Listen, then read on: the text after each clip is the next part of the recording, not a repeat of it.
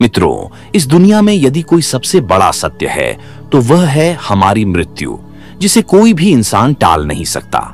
आपने देखा होगा कि हिंदू धर्म में जब भी कोई इस संसार को छोड़कर जाता है तो उसके शव का अंतिम संस्कार अर्थात दाह संस्कार किया जाता है। लेकिन क्या आपने कभी सोचा है कि परिजनों द्वारा किए गए अंतिम संस्कार के बाद मृत आत्मा के साथ क्या होता है? नमस्कार मित्रों, स्वागत है आपका हमारे YouTube channel knowledge full long video में।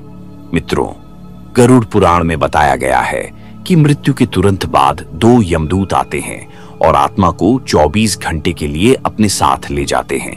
इन 24 घंटों में मृतक के परिजन उसके शरीर का अंतिम संस्कार और अन्य कर्मकांड संपन्न करते हैं। इस दौरान आत्मा को उसके द्वारा किए गए कर्मों का चित्रण दिखाया जाता है। इसके बाद यमदूत आत्मा को वापस उसके घर छोड़ देते हैं। फिर 13 दिनों तक आत्मा अपने परिजनों के बीच रहती है, यानी आत्मा अपने प्रियजनों के आसपास ही बनी रहती है। इसके बाद आत्मा को 3 अलग अलग मार्गों में से किसी एक पर भेजा जाता है।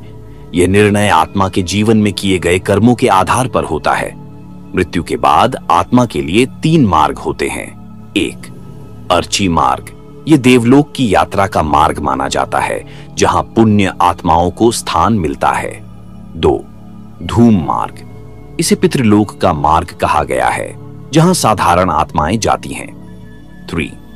उत्पत्ति विनाश मार्ग, ये नरक की यात्रा के लिए होता है, जहां पापी आत्माओं को दंड भोगना पड़ता है। अपने पाप और पुण्य के अनुसार आत्मा को निर्धारित समय तक विभिन्न लोकों में रहना पड़ता है। फिर उसे नया शरीर प्राप्त होता है, यानी पुनर्जन्म होता है।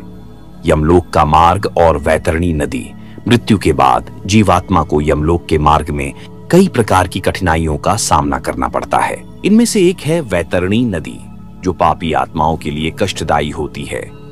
गरुड़ पुराण के अनुसार पक्षीराज गरुड़ जी ने भगवान श्री हरि से पूछा, हे प्रभु, मृत्यु लोक और यमलोक के बीच स्थित वैतरणी नदी से जीवात्मा का क्या संबंध है? उसे इस नदी में कैसी सजा मिलती है?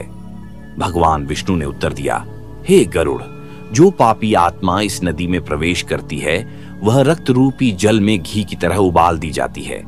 यह नदी कीटाणुओं और कांटेदार जीवों से भरी रहती है।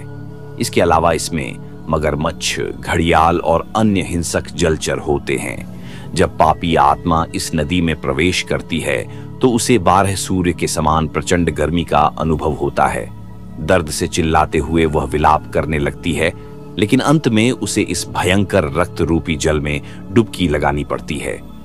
जो लोग अच्छे कर्म करते हैं उन्हें स्वर्ग की प्राप्ति होती है, जहां सभी प्रकार की सुख सुविधाएं मिलती हैं। वहीं बुरे कर्म करने वालों को नरक में दंड भुगतना पड़ता है। स्वर्ग और नरक गरुड़ पुराण के अनुसार पवित्र आत्माओं को स्वर्ग में स्थान मिलता है। उन्हें यमराज स्वयं अपने भवन से स्वर्ग के द्वार तक छोड़ने जाते हैं, जहां अप्सराएं उनका स्वागत करती हैं। वहीं स्वार्थी लोग जो केवल अपने बारे में सोचते हैं और जीवन भर दूसरों के हित की उपेक्षा करते हैं, उन्हें नरक में स्थान मिलता है। गरुड़ पुराण में अलग अलग नरकों का भी उल्लेख किया गया है, जहां मृत आत्माओं को उनके पापों की सजा दी जाती है। 1.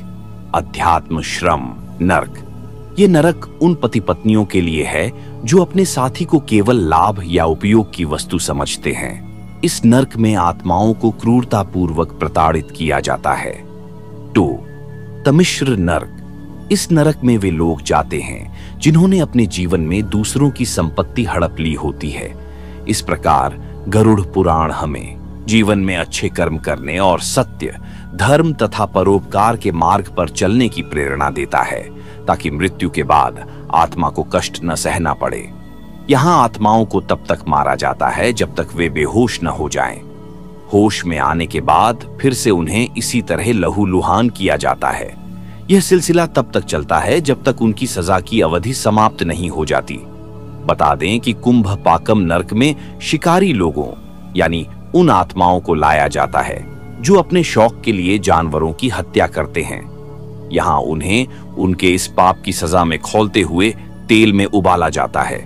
मित्रों, वहीं असित ब्रह्म नरक में वे लोग आते हैं जो अपने कर्तव्यों से मुंह मोड़ते हैं और जिम्मेदारियों से भागते हैं। इस नर्क में उन आत्माओं को फेंक दिया जाता है और उन्हें तब तक चाकू से छलनी किया जाता है जब तक वे बेहोश नहीं हो जाते।